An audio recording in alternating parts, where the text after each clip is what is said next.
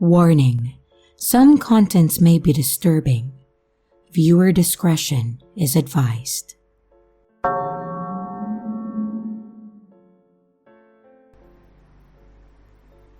When my sister and I were younger, we were left at home by ourselves a lot.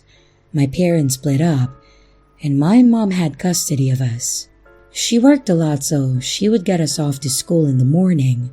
Then, I had a key to the house to get in when we got home because she would be working till 6 or 7. I was in 8th grade and my sister Taylor was in the 6th. 6th through 8th was middle school, so we went to the same school and rode the same bus. It was a normal routine. We would get home, call mom on the home phone to let her know that we made it, finish our homework before she got home, and then we would have the rest of the time to do whatever. After homework, we would watch TV, play in our room, or sometimes call the neighbor kid over to hang out. The neighborhood was pretty great growing up. There were tons of kids around to play with, and older people that were always willing to pay you to rake their leaves or shovel snow. When we were younger, one of the ladies used to come over and watch us. I told my mom that I was old enough to handle myself and Taylor, so she slowly let me do so. She'd let me stay home if she had to take Taylor to an appointment, or let us both stay home if she had to run to the store. This school year, though, she started letting us go home alone, which had been really great. She said that as long as she never heard us complaining about the other when she got home and our homework was done, then she would let us continue doing this. Taylor and I always made sure to work things out before she got home so we didn't lose such a privilege of being home alone.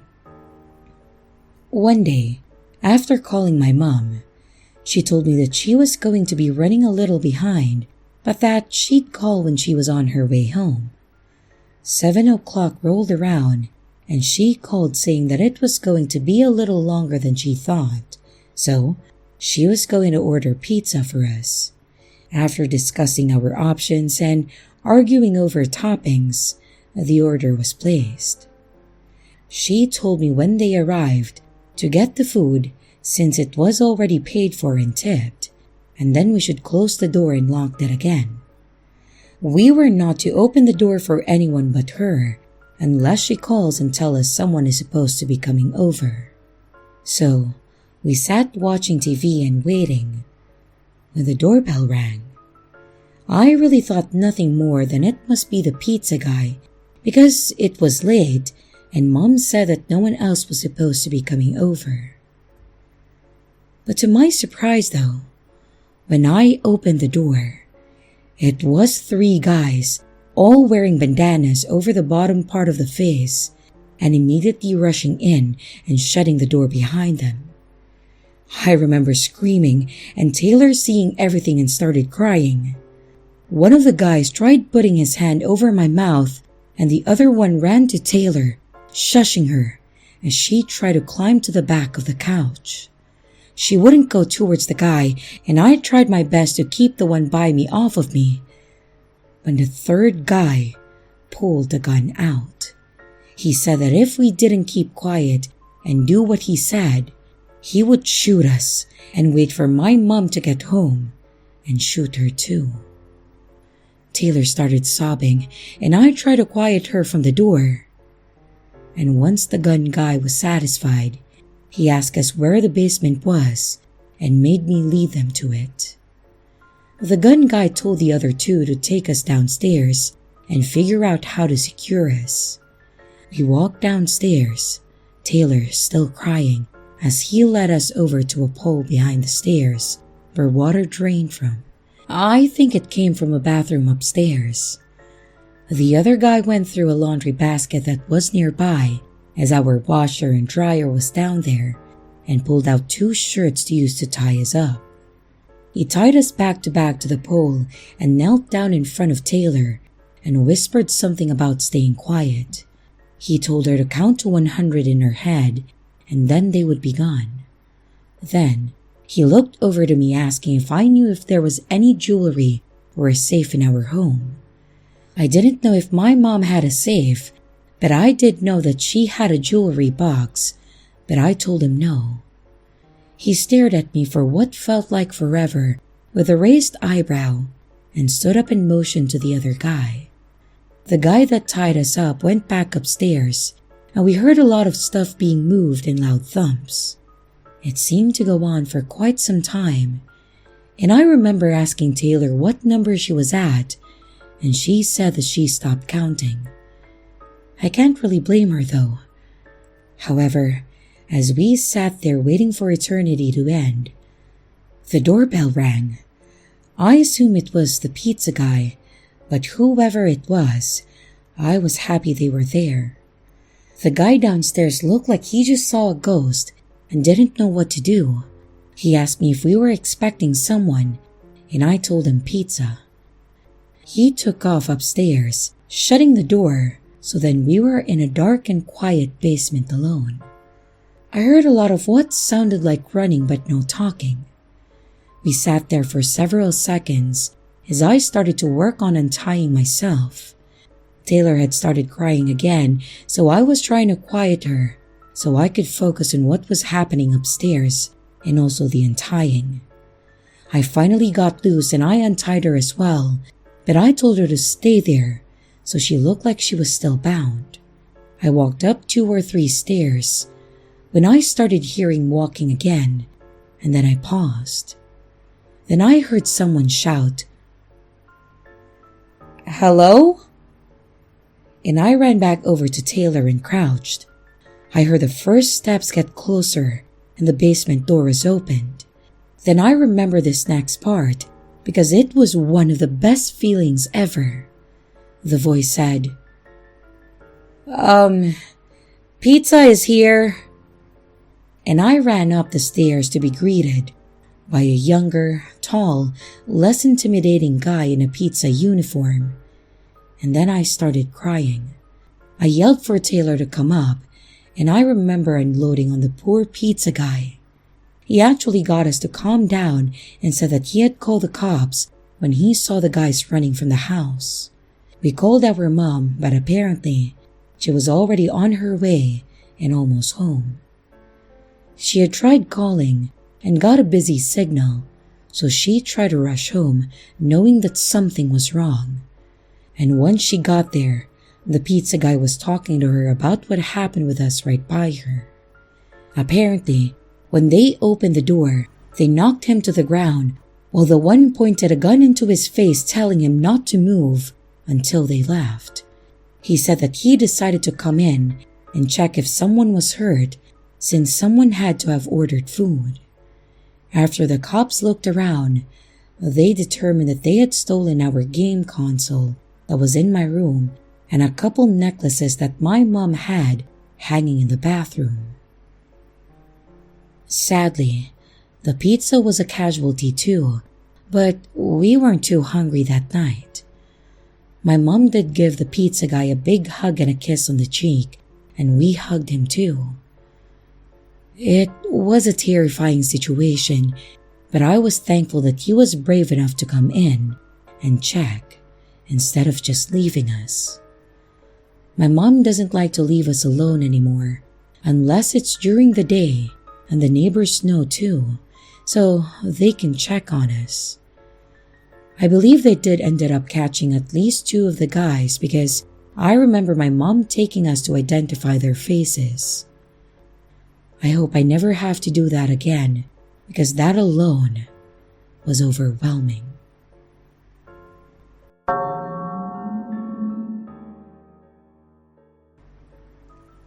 Right after graduating high school, I dipped from my mom's place. I just couldn't stand the guy she dated or had around, and she didn't seem to care how much I felt, so I was done. I had saved up most of my money while I was working in school, and I got myself a cheap car, so I didn't have to rely on her. Then, the weekend after I graduated, I got as much of my stuff in my car that I could, and then I left. I still talked to my mom, so I knew the rest of my stuff would be okay there, but I just really needed out. For the first few years, I lived with friends or cousins, and I just kept most of my stuff in my car. A few months before my 20th birthday, I had a friend offer to get an actual place together, so it would be in both of our names. I agreed, and then soon after, we got a nice little duplex that was perfect for us. It was a 2-bedroom with a full basement. We ended up turning the basement into a party and gaming room. He had an Xbox set up down there, his computer, and even a stereo system. We ended up finding a foosball table that we brought home and put down there and made some makeshift ping pong table. It was a nice little place to hang out, and I really loved it. We got to know the neighbors, and a few of them were younger couples around us with kids. There was a guy that lived with his on and off again girlfriend across the street that had come over a few times that we got to know. Then, there was a guy in the duplex attached to us.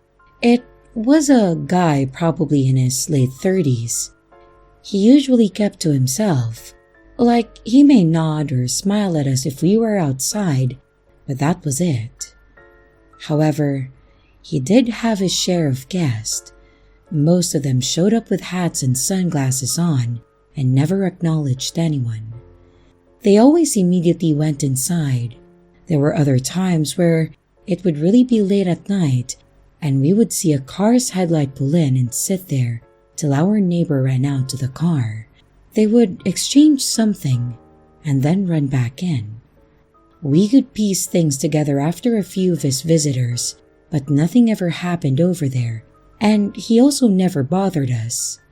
It just became more of a minding our own business and never thought much else about it. A little over a year later, we renewed our lease and were getting ready to have a party for my 21st birthday. I remember us going to get snacks and drinks. My friend was 22, so he bought the drinks, of course. And we were just having one hell of a party. We probably had a dozen people over. Downstairs, out back, in the living room. It was a great time. I know, I drank a lot, but I was home, so once I was done, I passed out in my room. Later that night, I started to hear a lot of thumping that sounded like it was coming from the next door. The wall that my bed is against is the joined wall of our neighbors, so we can hear a lot when you're in the bedrooms and sometimes the living room. I was pretty out of it, of course, but I remember waking up to use the restroom. When I came back, that's when I started hearing all the sounds. First, it was just single thumps, like someone slamming a door or maybe even dropping something. I then started hearing grunts and muffled yelling. I didn't really think much of it and couldn't really process between being tired and also drunk, so I just passed back out. The next morning, though, I woke up to more pounding, but this time, it sounded like it was coming from our door. So I got up, groggy as hell, and I made my way to the front door. I thought maybe it was one of our friends coming back to get something that they left maybe, but unfortunately, it was not. I opened to see 2 cops standing at my door. They introduced themselves and vaguely explained at first that there was an ongoing investigation and said that they had some questions. I offered to let them in, but they stayed near the entry. They asked me if I was home last night, and when I told them that I was, as well as several others for a party, they asked if anyone else was in the house. I assumed my roommate was, and they told me to get him and anyone else inside.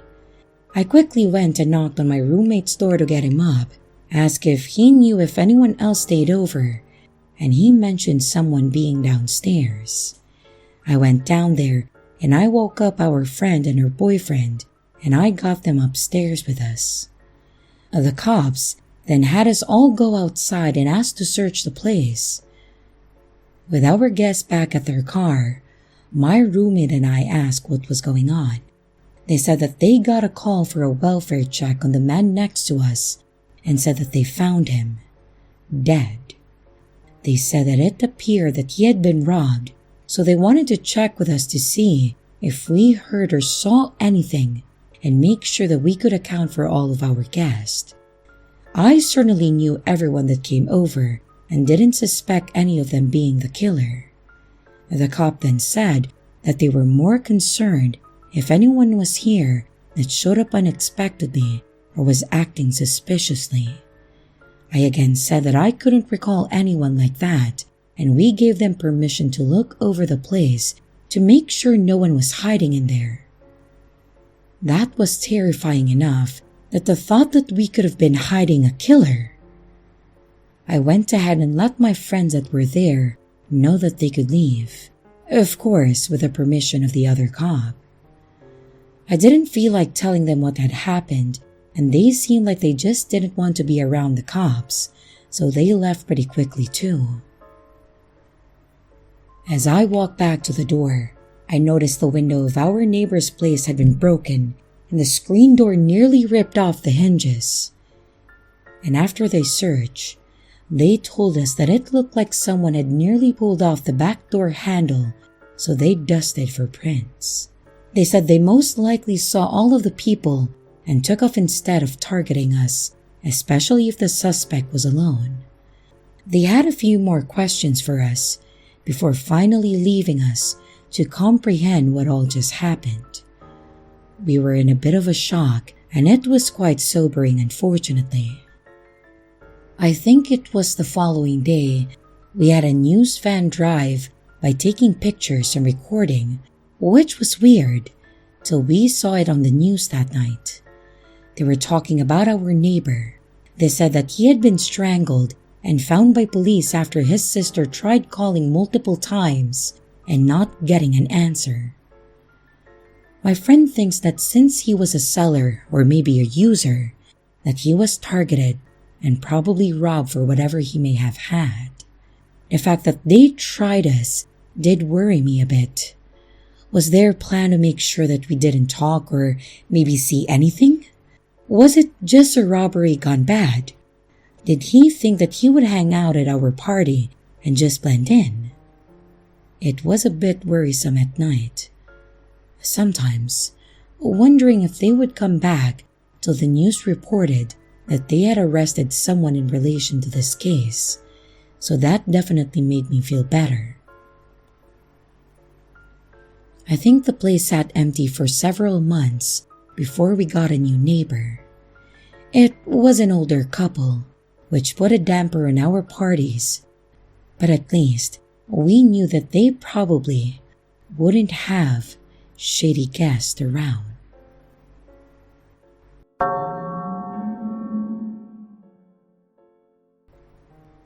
This happened to me and my wife when we were in our 30s.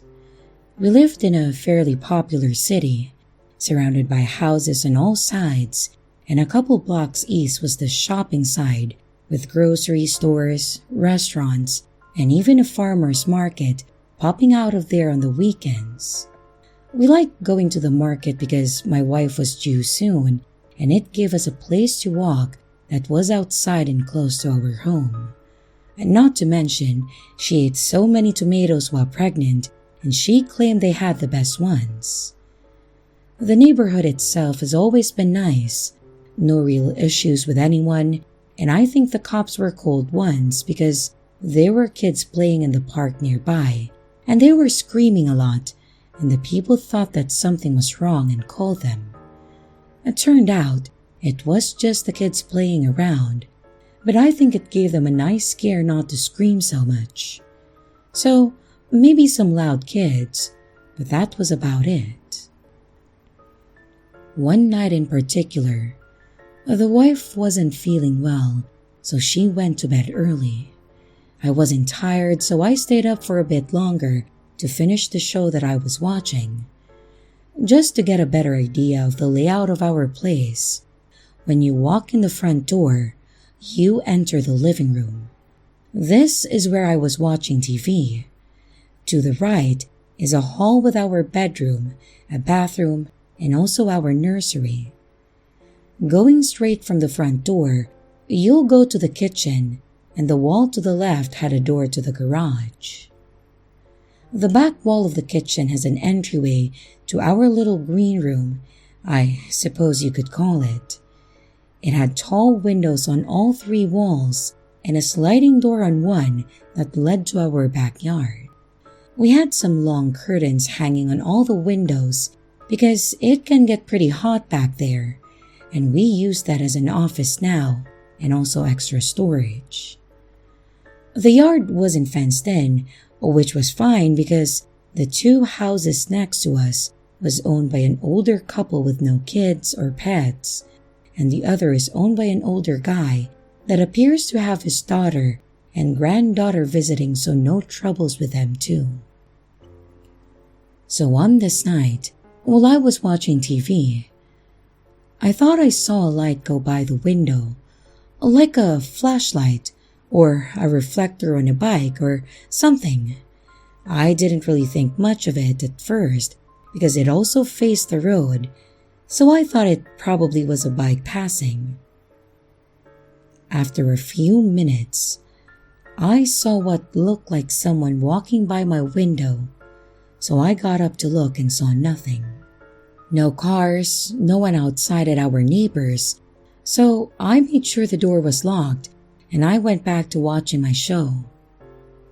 At this point, it's probably been 20 to 30 minutes because the episode had finished, so before playing the next one, I went to the kitchen to refill my cup. Of course, we gotta have sweets in the house, so as my eyes met the chocolate chunk cookies, I went to open them when I heard a thumping sound coming from the green room. I just paused at first, making sure what I heard was real, when I heard what sounded like the door sliding closed. So I grabbed a steak knife. It was the closest thing to me, and I slowly walked to the back. As I got back there, I noticed the door was, in fact, slightly open still.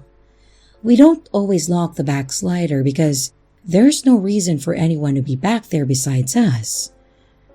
So now, I'm looking around to see if someone is in here or did they leave already. Mind you, the lights are still off. So there's a light coming in from the neighbor's patio light, but that's literally it. I'm walking as close to the back wall as I could while looking around the room when I noticed someone very poorly hidden in our curtains. As I mentioned, they are pretty thick, which makes them stick out some, but they don't go all the way to the floor. So if you're trying to hide behind them, you better hope you can levitate or else your sneakers are going to show. So with that, I mustered all the bravery in me, and as deep and threatening as I could, I said, "You got 10 seconds to run out the door you came in, and if you make it, I won't call the cops." I don't even think I got it all out before the guy darted out from behind the curtain and then took off out the door. I'd be lying if I said that I was totally calm and prepared if he ran towards me instead. I did take notice of what he looked like though.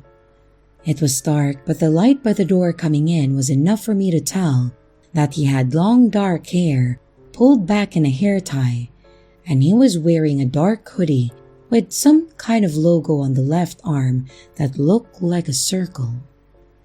He also wasn't wearing anything to cover his face, so I could tell that he had a short beard.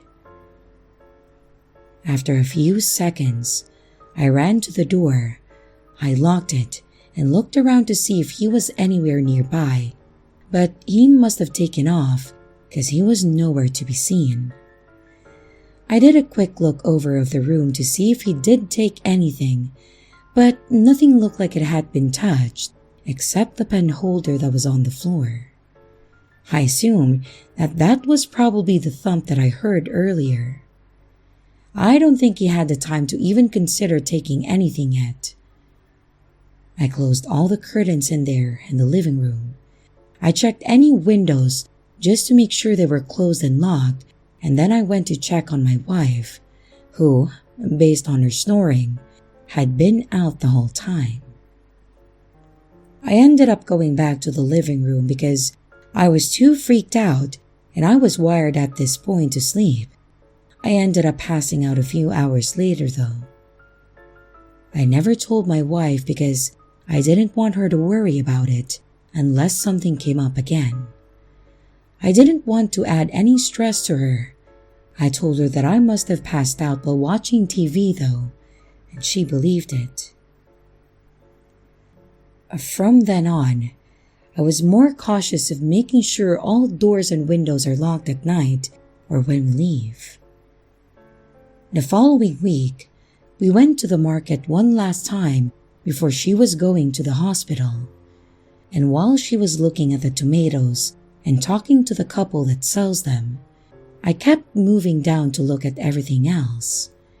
I came across a small table with lemonade set up and a little girl sitting at it. On the other side of the lemonade container was a crate of strawberries for sale. The girl looked really excited that I had stopped and offered some lemonade, for a price of course. I think it was like a quarter. I agreed, and the girl turned and yelled "Daddy" to the man that was doing something behind her. He stood up and started approaching the table when my stomach dropped. This guy had long dark hair pulled back and he was wearing a hoodie with the same logo that I noticed in my house a week ago. It was for a local community college by us. He had shaved recently though. The girl told her father that I wanted a lemonade, so he helped her begin pouring it. I asked how long they've been set up here, and I think that's when he recognized me too. The guy's voice began to crack and he was shaking. He said he was trying to make some money since his wife was pregnant with their second girl, and the people agreed to let him set up there. He had strawberries that he was selling and bought some lemons to make lemonade with them to entice people to buy them. He said that they were down on their luck with her not working and him losing his job recently. He also said that he felt like he was given a second chance to do the right thing. My wife walked up about this time and I mentioned that we were about to have our first one too, and he congratulated me. I ended up buying a pound of strawberries and gave the kid a 5 for the lemonade, and her eyes just lit up. The guy actually shook my hand and thanked me, and then we left. And that's the story of how I paid a guy that broke into my own home. I do hope what he said was true though, and that I was the first and the last place that he broke into. And here's the riddle for this video.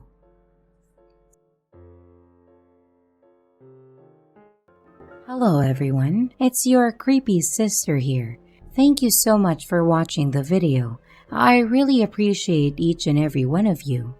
But I would also like to thank my amazing patrons, my top tippers, and my dearest channel members. Thank you very, very much. I really appreciate it with all of my heart. If you want to support the channel further, you could also choose to become a patron, a tipper, or a channel member. But remember, it's appreciated, but never a requirement. I would also like to announce that we have merch now. The link is in the description of the video, along with all my other social media links, like my Discord server, Twitter, Instagram, and others. You can connect with me and send your stories there. And don't forget to like and subscribe if you haven't yet, and comments are highly appreciated. And remember, Your fear feeds me.